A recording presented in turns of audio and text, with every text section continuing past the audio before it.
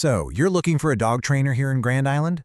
Perfect. We're going to walk through everything you need to know to make a really solid and confident choice. You know how it is here. Your dog is right there with you, whether it's a walk in Stoley Park or things get a little crazy during state fair season.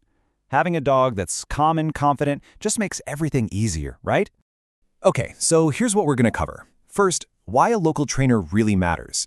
Then we'll get into your different options, how to vet a pro, what it might cost, what you absolutely have to ask them, and finally, some key info about being a dog owner right here in Grand Island. All right, first up, training for life in Grand Island.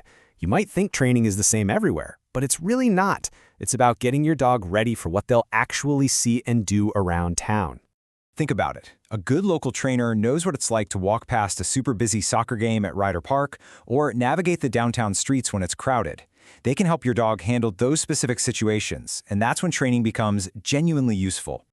Okay, so let's break down what your options actually are. We're going to look at the main training method you should be looking for and the different formats you'll find, like classes or one-on-one sessions.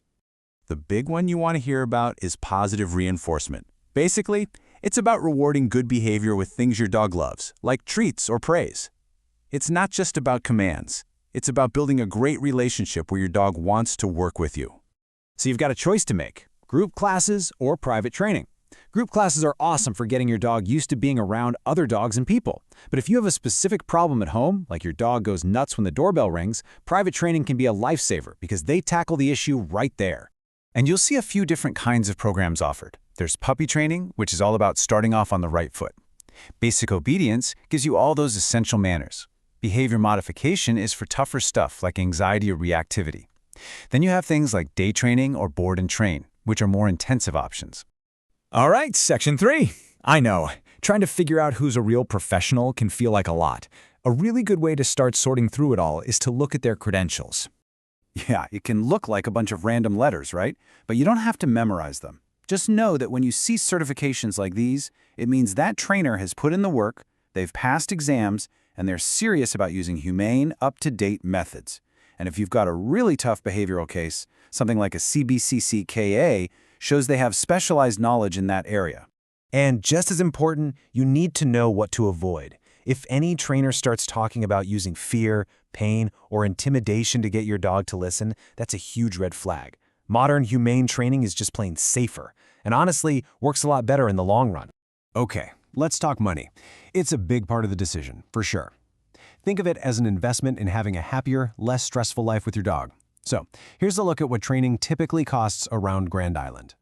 So as you can see here, for a group puppy or basic obedience class that lasts a few weeks, you're probably looking at somewhere between, say, $140 and $280. For a one-on-one private session, it's usually around $100 to $180.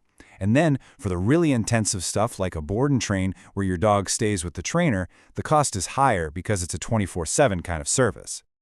Okay, so you found a few trainers you think might be good. What's next? Well, now it's your turn to interview them. Remember, you're hiring them for a really important job, so asking good questions is key. So here are 5 questions you've got to ask. 1. What methods do you use? Make sure they talk about positive reinforcement. 2. What are your credentials? 3. How will you tailor the training specifically for my dog? 4. How will we know we're making progress? And number 5. Can you give me a full breakdown of the costs so there are no surprises? All right, our last section. Because good training isn't just for inside your house, right? It's about being out and about in Grand Island. And to do that well, you gotta know the local rules and where you can go to work on those new skills. So here are the big ones for Grand Island and Hall County. Your leash can't be longer than 8 feet in public. You've got to have that rabies vaccine and a city dog license. Those are required. And of course, just be a good neighbor and be mindful of the barking ordinances. And once you're training, where can you go? Well, the Pier Park Dog Park is a great spot to practice recall off-leash since it's fenced. Stoley Park is perfect for working on that polite leash walking with other people around. And if you want a change of scenery, the trails at Railside or at Mormon Island State Rec area are fantastic options. You know, getting this right really does make all the difference. It's what allows you to have that nice, calm walk downtown or just relax for a day out of the park without any stress. It's about feeling totally at ease with your dog wherever you go in town. We hope this helps, and we wish you and your dog all the best.